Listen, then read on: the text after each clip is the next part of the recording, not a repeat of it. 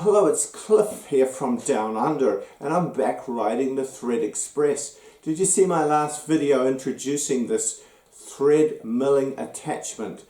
We could call that ThreadExpress 2.0. Well, I've been doing a lot of refinements and improvements to it. I think it's got such huge potential, I can justify the time spent further developing it. So this is ThreadExpress 2.1.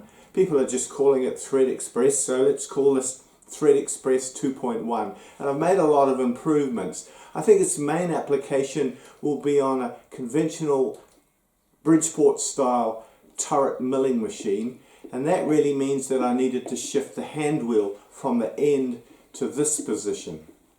That was a big job.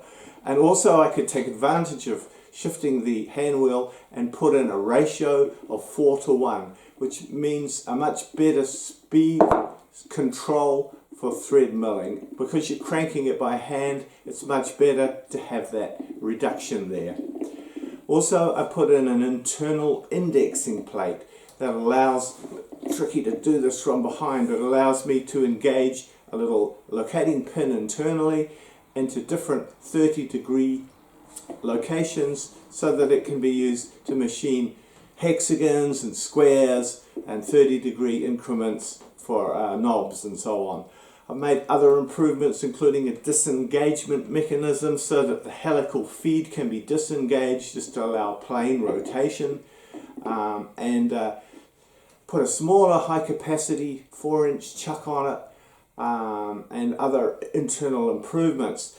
And I think this machine has got so much potential, I can justify that investment in time. So have a look at this video. I'll go through some of the new features and some of the existing features more thoroughly. I'd love to hear your thoughts on this new tool. Please watch the video through to the end and give me your comments. I clarify some details about the internal pitch generating mechanism that I invented back in 2009 in this video, and there's a lot of content in here. I really think this little device has got huge potential. I know I'm going to be using it all the time, and I want thousands of them to be out there around the world. Cheers. Well, this attachment is pretty light and portable. Well, the prototype is heavier than it needs to be. It's got quite a big cast iron base, so the actual production model should be quite a lot lighter than this, but I'll just demonstrate it. Excuse my secret squirrel covering cloth. So just lift it in. So that's not too bad, is it? It's pretty light, really. Just dropping it in with a stud there, and slip in my little T-bolt, pop on a screw, and there we are. Adjust the helix angle and you can start machining. So here I'm going to demonstrate using the attachment as an indexing head to cut a hexagon nut on this piece of medium tensile 1045 steel bar. So that's 3/4 inch AF or a 19.05 millimeter. I'm making up some special flanged nuts for this milling machine.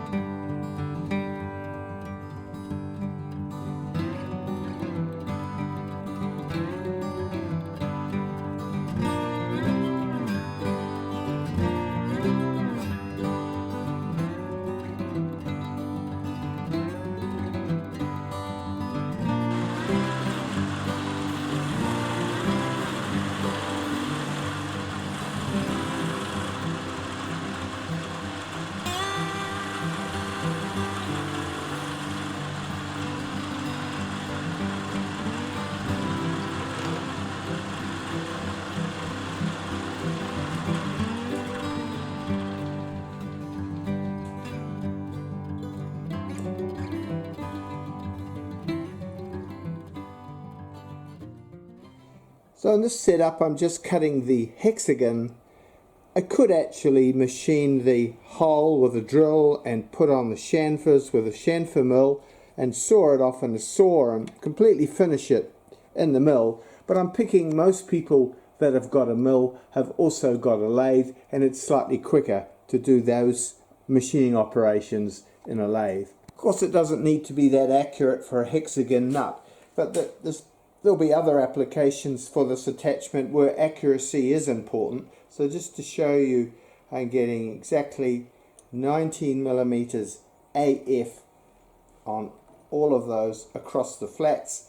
That's 2 thou under 3/4 of an inch. You can see it's installed there for use with the vertical spindle, and I think most shops have a vertical milling machine, a Bridgeport or Bridgeport clone style turret mill. I've really developed it to make it suitable for most shop application. In my situation with the horizontal spindle, it's probably slightly easier to use it horizontally, but I needed to develop it to suit most shops. And so I put in quite a bit of work and developed the hand wheel down here on the side for two reasons. One is that underneath is a little bit awkward, and the other one is that I wanted to get a ratio, a reduction, so that I can easily turn the work very slowly. So we have a 4-to-1 reduction between the hand wheel and the spindle. So the double benefit is more control over turning the work and a much more convenient position for the operator. Here I'm going to demonstrate internal thread milling, one cut straight through, 14 threads per inch.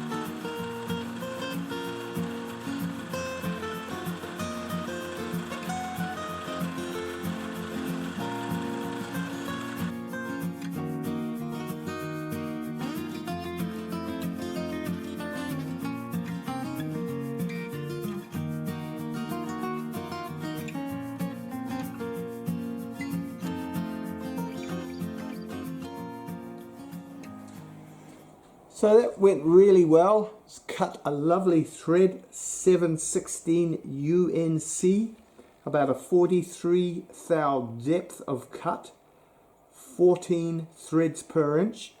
I set the infinitely variable pitch generating mechanism to 14 threads per inch. Used a little hand ground, myself ground it out of an old worn out 3-flute carbide cutter. That's pretty basic, just on my little D-bit grinder. Cut really well, and the finish is beautiful, the fit is beautiful. Really pleased with that. 716 UNC 14 TPI. Now of course for many threads you'll already have a tap and you might as well just tap it, but this is to demonstrate a situation where you don't have a tap handy, or it's a very unusual thread that you can't get a tap for, and this is where this really comes into its own. Another advantage of this method of thread milling is that it allows you to tip the rotating work over at the helix angle so that the cutter cuts parallel to the gullet of the thread. And whereas on for example, a vertical CNC thread milling where you're interpolating the thread with a vertical cutter and a vertical non-rotating work, you get errors because the cutter is not parallel to the gullet, and the cutting, depending on the diameter of the thread and the diameter of the cutter, you will get a large or small error in the form of the thread. But by tipping the work over, as in this situation, you cut a more accurate form of thread. After the last video, I've had a few people questioning me about the need for setting a helix angle. Well, here's what happens if you don't set a helix angle. So you can see there the parallel lines representing the thread, and there's the cutter. So if you don't set it at the angle of the helix angle, which is at right angles to those lines, then you can see the cutter crosses through the gullet and doesn't run parallel to the gullet. This is obviously exaggerated, and the problem depends on the diameter of the cutter and the diameter of the work as to how bad it is. But you can see clearly there that the cutter crosses through the gullet and would cut an error in the thread form. So I'm going to cut a very short M6 thread, so I've set the pitch generating mechanism to 1mm pitch, and I'm going to machine it down to that shoulder.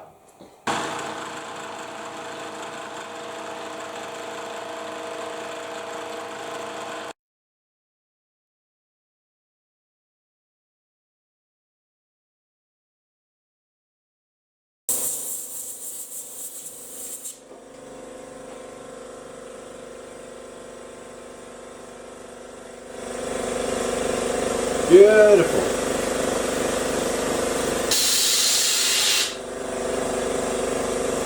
It's just nice. You can see I've cut down really close to the shoulder. That would be a difficult thing to do on a lathe with screw cutting. Now I'm going to cut a serrated grip on it. I'll leave the helix angle on the 2.5 degrees because it'll give it a slightly slanted effect. That doesn't matter.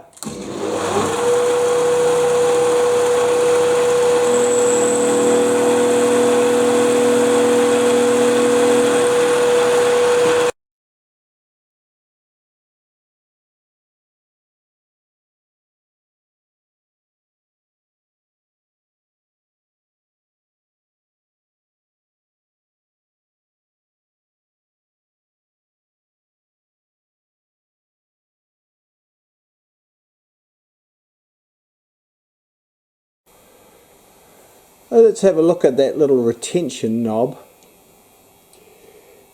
So the thread finish is really nice. See how it's cut right down there to the shoulder.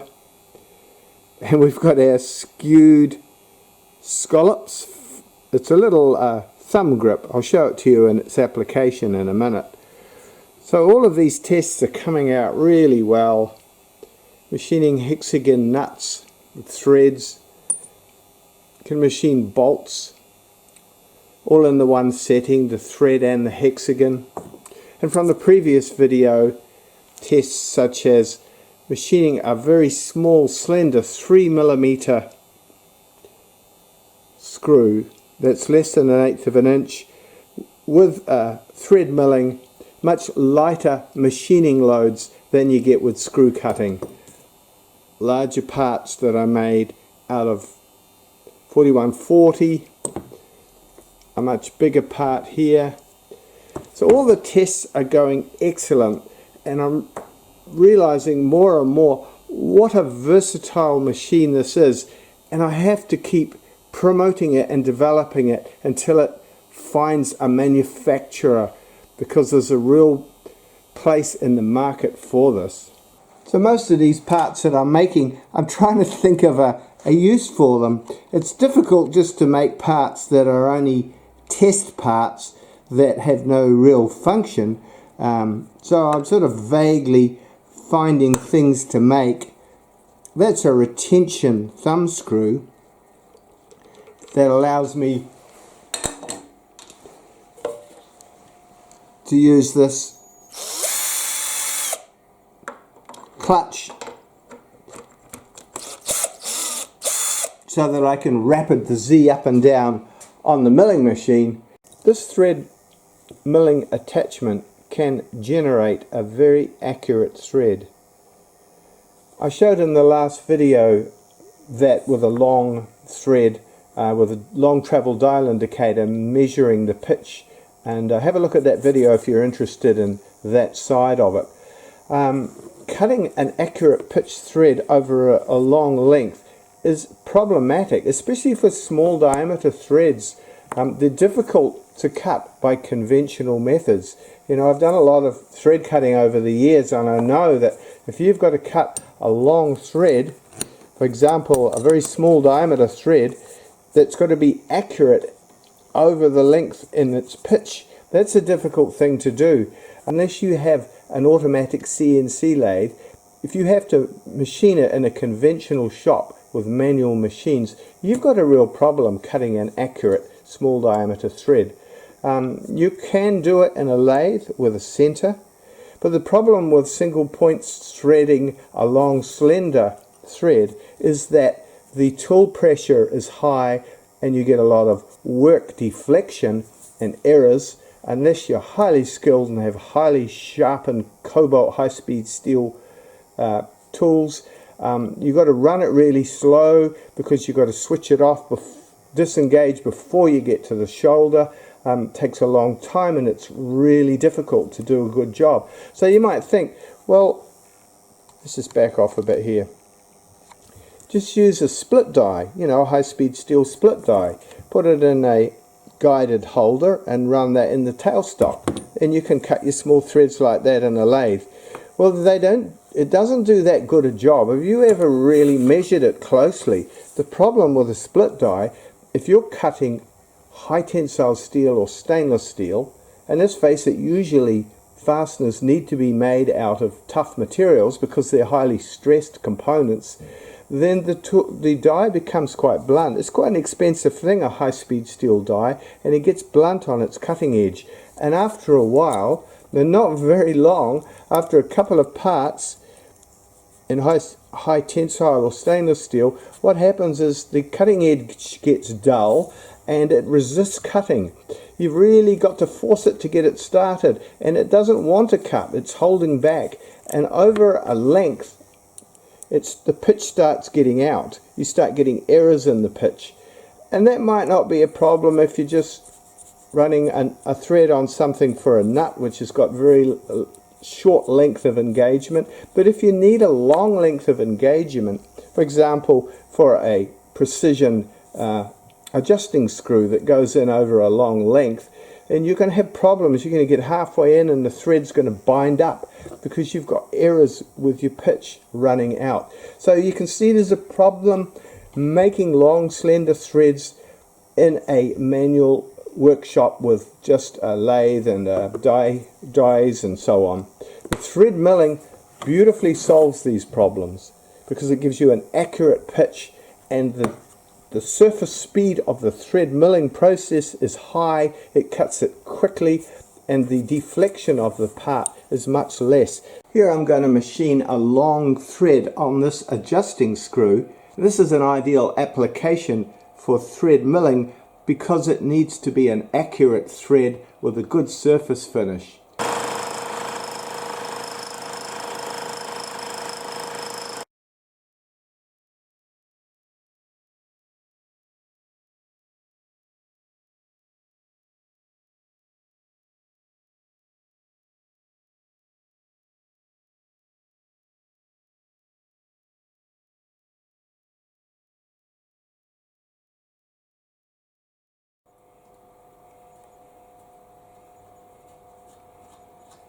Beautiful. Even more beautiful. This particular job illustrates the advantages of thread milling for this type of application, where you need a very accurate pitch over a long length, where you need to get right down to the shoulder so the cutter can swing around really close there, and you don't want to have an undercut for screw cutting because that will weaken it and reduce the length of the thread, and where you want to machine it in a high tensile steel. This is high tensile steel. I might even harden it, and so all of those things really suit thread milling. They don't suit using a split die, and it can be done with single point screw cutting in a lathe, but that's a big skillful job. This adjusting screw is for the thread milling attachment, and the first one I had to make with a split die because I had the machine apart, and you can see there that the pitch is out.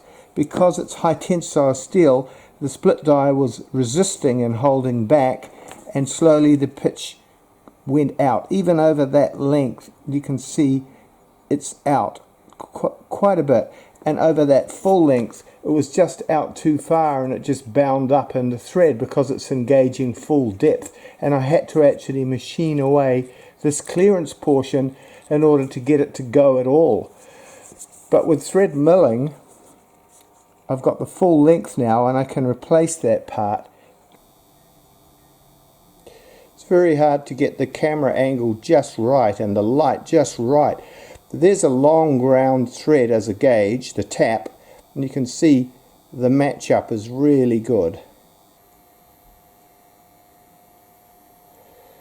Compared with a thread cut by a split die,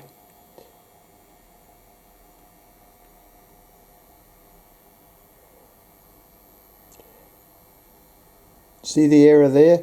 That's because the thread is resisting cutting the high tensile steel and is cutting back on itself and slowly losing its pitch. Here I'm testing machining a bolt from scratch out of high tensile steel, 4140. That's cutting the hexagon first and then thread milling the thread. In the previous video, if you haven't seen it, I've been testing large high tensile steel bolts, large threads, very long fragile threads. So have a look at that video if you're interested in those examples. Of course, you don't need the ThreadExpress thread milling attachment to do thread milling. Thread milling has been around probably for hundreds of years. Here's a couple of attachments I've built over the years for doing thread milling on lathe. This one and this larger one in the back there, I haven't used them for a while now, but they allow you to do thread milling on a lathe. So a lot of the benefits that I've been describing are available to anyone who wants to make up a thread milling attachment.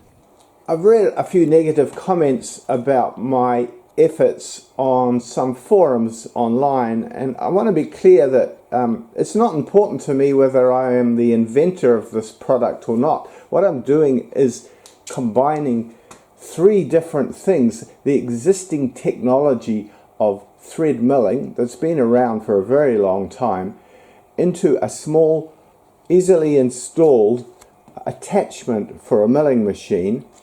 And you can see externally the design of it, and combining that with this internal pitch generating mechanism that I dreamt up in 2009.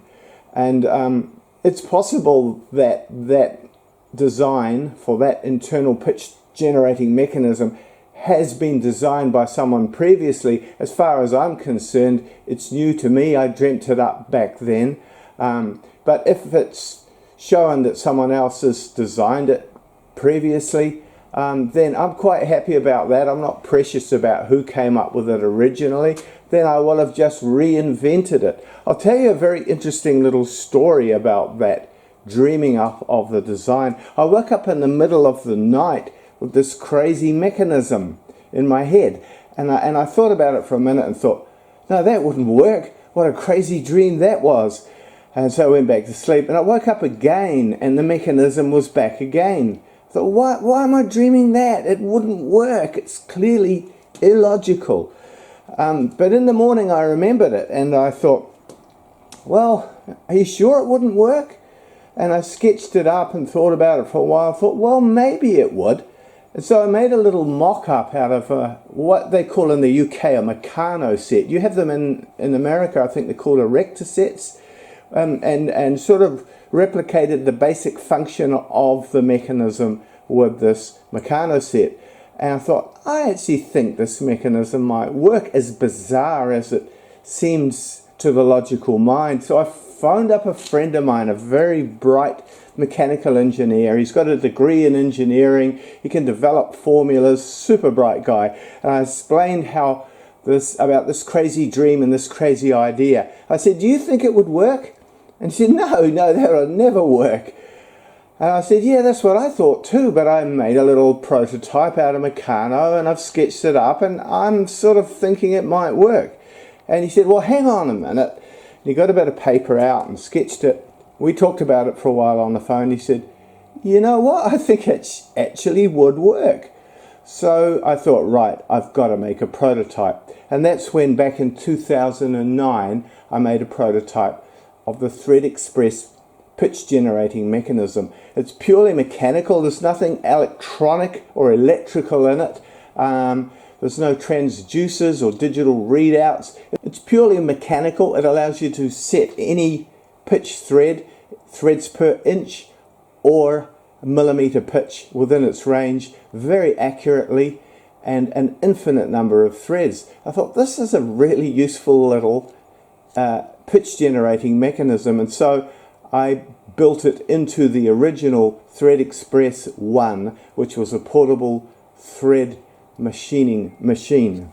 But I think ThreadExpress in this form as an attachment is even more useful, especially now I've developed the internal indexing facility that allows you to index for hexagons and squares and so on. So it allows you to cut very accurate threads, and I just see this is just such a useful tool. I know I'm going to be using it all the time, and I think it's really important for me to try and get it out there in the world. I know I can't manufacture it myself. To mass produce these requires a much bigger facility than I have. So I'm really determined to try and find a manufacturer that will take this product on. And then I've tried to contact manufacturers of accessories around the world already, and it's really difficult to get through to the important top echelons of the company. You know, if you just send them an introductory email, it arrives, it gets filtered out by the spam filter, or the receptionist looks at it and thinks, no, I've been instructed to remove any sort of sales blurb like that, delete, you know. But to actually get through to the important decision makers in a large manufacturing company that make decisions about developing new products and will spend the time to look at a couple of half-hour long videos is a very difficult thing if you don't have contacts with those people. So please folks, if you have contacts with those people, please contact them, send them a link to this video. That would be great for us all if we can get it out there. I know some of you will be intrigued by this and want to know how it works and will want to build your own, or at least want to understand how the internal pitch generating mechanism works. I hope you'll understand I can't disclose that design at this stage. I have to have some intellectual property to sell. And if you're considering buying the design of the internal pitch generating mechanism, I want you to understand that I don't have unrealistic expectations as to its value. Please contact me so that we can discuss it. I want to get this product out there in the world.